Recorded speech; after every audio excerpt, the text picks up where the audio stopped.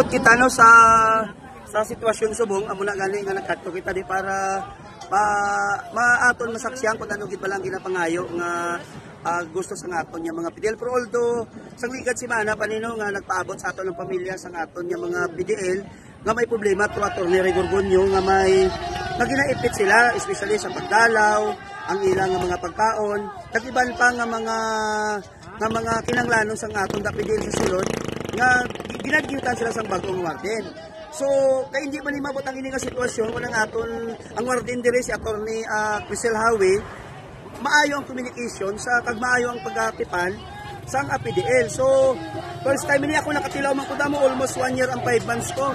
So, wala man nakatupitugod.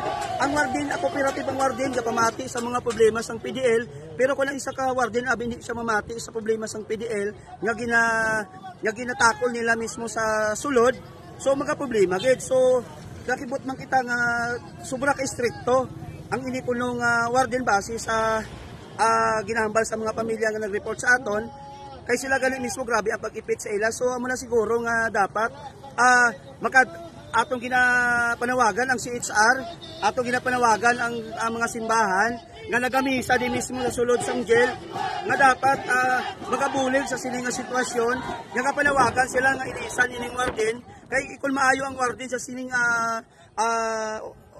DJ, hindi sila manawagan yung ilisan ng warden, but sila ko nagapakita lang nga hindi makatawo ang pagtratar sa aton mga PDL dira sa sulod sang sining facilities. Napalambot na sa regional director, sir. Yes, although nagakontak kita dito sa NIR, dito mismo sa BGMP NIR para may address ang ining problema.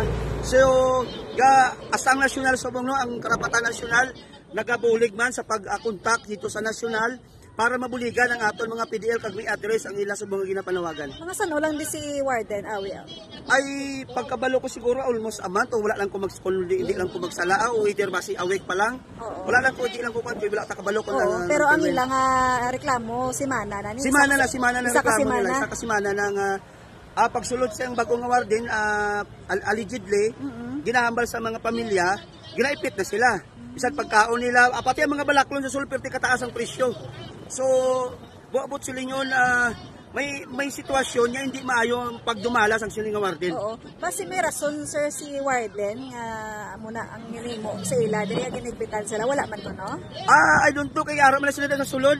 Ano pa ang himuon niya rason? Una-una, deprive of liberty sila, ikaduha, siguro kung may mga reklamo sa normal lang siguro kung ang pagkaon hindi maayo, kung ang pagtratar hindi maayo. Ay kabalo ko da, piso man kuda mo. Aga, tinula nga bihon. Udto, tinula nga pansit. Hapon, tinula naman nga miswa. So, kung ikaw PDL, dapat may budget din sakto niyang aton ng mga priso from the national government. So, di nagakadto, no? So, dapat maipatuman nila sa insakto nga maayo. Oo. Mga saan ni sila mauntat, sir? Amo na siguro, wala pa tayo idea kung ano ang sa diin siguro mintas hindi makakuha ng ilang mga panawagan, hindi mailabot ang ilang panawagan.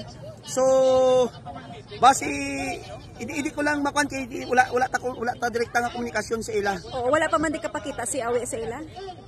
Posible siguro wala kay kung may dialogue na between PDL and warden, so posible may nahupa na ng tension, but silingon siguro basi hindi willing si warden Awi nga makikisiluga sa mga leaders ng PDL. Okay.